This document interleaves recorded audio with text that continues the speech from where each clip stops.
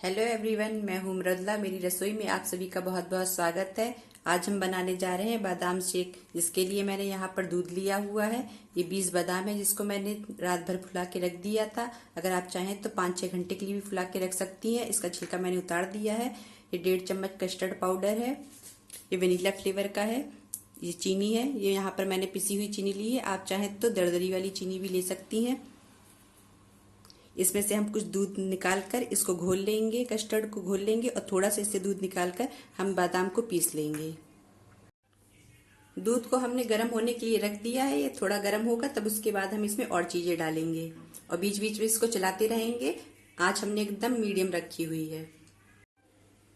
दूध में बॉयल आ चुका है। इस तरीके से हमने इसको चलाते हुए पकाया है। अब हम इसमें पिसा हुआ बादाम डाल देंगे।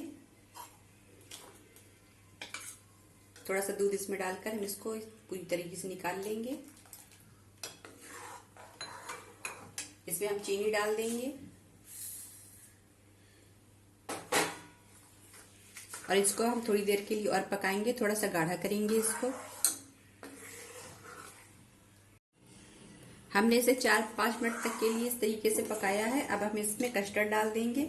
कस्टर्ड को हम फिर से थोड़ा सा ऐसे चला लेंगे, क्योंकि ये नीचे बैठ जाता है, इसलिए हम इसको इस तरीके से फिर से चलाकर इसमें डालेंगे।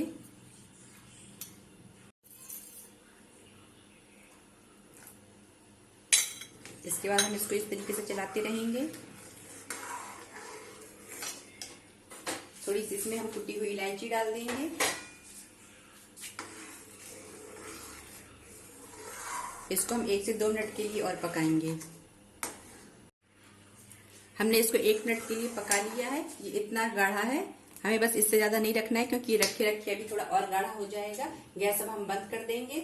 इसको हम एक दूसरे बर्तन में निकाल के बाहर ठंडा करेंगे। फिर उसके बाद हम इसको 6 से 7 घंटे के लिए फ्रिज में रख देंगे। बादाम शेक एकदम ठंडा हो गया है। अब हम इसको इस तरीके से मिला लेंगे।